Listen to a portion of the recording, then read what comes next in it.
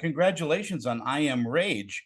Um, you seem to gravitate to horror films. Is that because you loved them when you were a kid? No, I think when you work in independent cinema, the horror genre is an easier way, I guess, to try and get into the industry. It's an easier format, let's put it that way. It's easier to make horror films than it is the classic narrative drama, action, I guess, that kind of thing. So that's why you'll probably find most directors start out in low budget horrors and then try and claw their way out. That's an interesting statement because I think a lot of directors out here start out in comedy and try to make their mark that way. Oh, right. I think it's harder.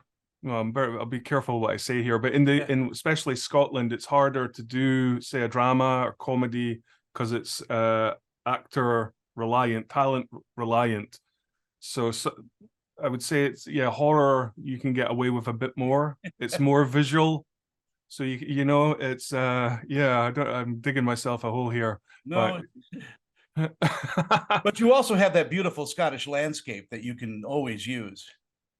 yeah, at the moment that's kind of working to my advantage, especially for the US producers. It's something different for you guys to see, I guess. I'm trying to go to the US and they're all wanting to come to Scotland. So we're at a stalemate at the moment. I'm like, please let me shoot in America. So yeah. But I'm happy to keep shooting here. Yeah, well, anytime you want to shoot in Salt Lake, I'll make some I calls. love it. Uh, where did the idea for I Am Rage come from? I know that you're the co-writer of it. Yeah, we actually had a bigger action movie before COVID and it got cancelled. And this kind of just came out with blue, and it was a completely different movie, like all independent movies are. And I got the chance to kind of go in there and change it and make it more in line with the kind of movies I like to do. So it was one of those things. It was pure luck. Luck, thank God something came out the back of COVID, because it was a couple of bad years, well, for us anyway. And you also lucked into a great cast. I mean, was there heavy auditions for this? It was they decided originally there was going to be some US actors attached, and then when they decided to just go UK, it was kind of hard to cast because there's martial arts in the movie. So it's quite a niche market here in the UK to A, find people that can actually act, and then B, can they pull off the martial arts and action. So my choices, I mean, I got the cast I wanted, but the choices were limited, to be, if I'm honest. So I kind of lucked out in that as well, I think. So when you finalized the auditions, they had to know some martial arts, but were they trained as well? They were all trained. I think there was only one actor that hadn't done any kind of action movies before, but the audition process was kind of different. We actually went out and found the actors specifically, rather than do the normal audition, where everyone sends in their reels. Yeah. Just to save time, we just went out and handpicked the actors we, tried to get in the movie. Well, that's a little bit of a luxury. Yeah, normally it's the reverse, isn't it? Everyone sends in their reels and then you're pondering for so long who should we cast, but for these like independent films, sometimes they're turned around in like less than a month. From getting the money to shooting is like sometimes just 4 weeks. Yeah. So it's Well, you've taken a story that we think we've seen and given it a lot of interesting twists, and that does go to the writing. It's got to be on the page before you put it in the camera. It's interesting. I put stuff about adrenochrome in this movie, and at the time it was just a conspiracy. I was like, oh well, that's disgusting. It's your usual conspiracy, and I thought I would tie that into the movie. And now I find myself, there's quite a big hoo-ha in the States with the Sound of Freedom that talks openly about adrenochrome being real. And now I'm kind of like, oh wow, like, oh dear, what have I done? What have I done here? How are people going to, react to seeing this kind of and I do it quite, I'll say subtly, Yeah. but it's in there and it's mentioned, so it's going to be an interesting one when it comes out. Yeah. And it's coming out very soon, and I think it's a white knuckle ride. I think people are going to appreciate the twist that you've put in, but also the idea of having, kidnapping the wrong person.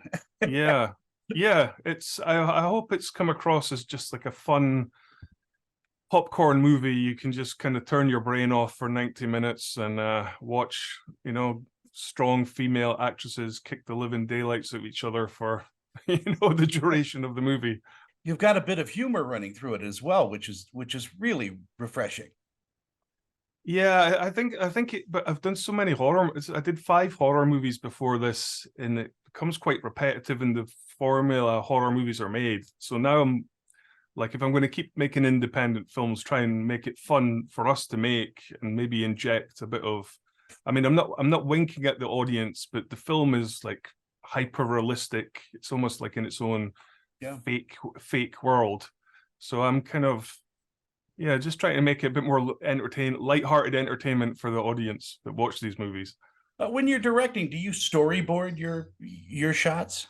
No, I stopped doing that years ago. I work more on the blocking with the actors. I'll let the actors change the script, and and let's be honest, I don't really get much time to do the blocking, but I'll spend as much time as I can on that before picking it naturally informs you where to put the cameras once you've nailed down the blocking of the scenes. And I've done that for like my last 3 movies, and it seems to work better for me rather than put the actors in a box, to get my shots. I'll shoot round what hopefully is even better.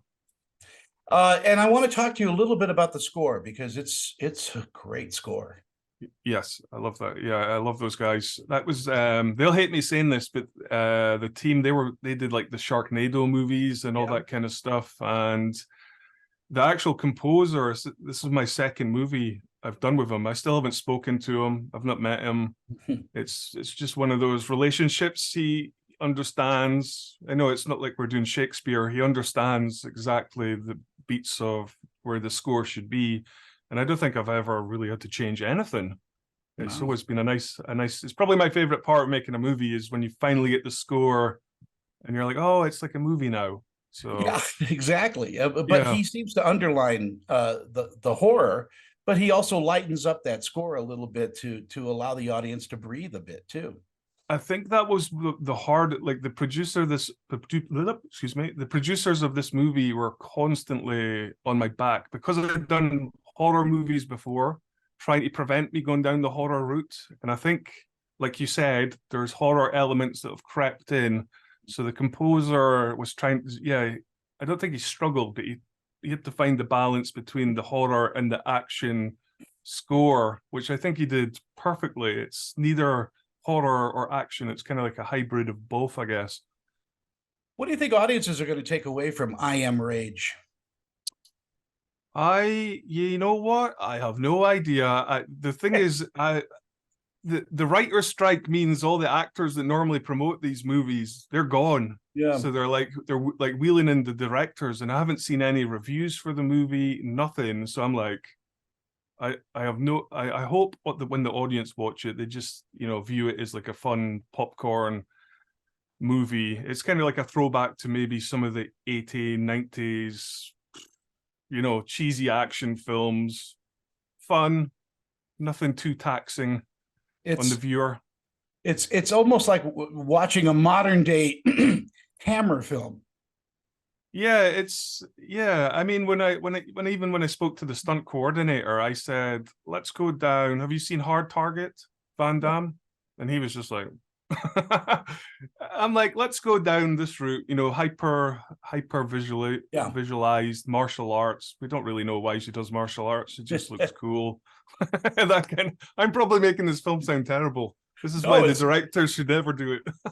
You gotta have a lighthearted approach to this, and exactly. I mean, this is a great B movie. It's got all those elements in it that people just love. I mean, they're gonna just You know, they love a female that can fight back. You know, Yeah. that's in right now. But she is also, you know, a damn good actress. Yeah, yeah, I think these movies die by the goodies and the baddies, you Yeah. know, and I think hopefully we got it just right. It's nearly on the cartoon side of, you know, I'm the baddie and she's the goodie, but I think it's worked enough that you, at the end you really do want the bad guys to get their just desserts. And we're relieved when they do. I hope so. Yeah. David, it is a pleasure to meet you and talk with you, and congratulations on I Am Rage. I hope to talk with you on the next one. I hope so. Thank you. You take care.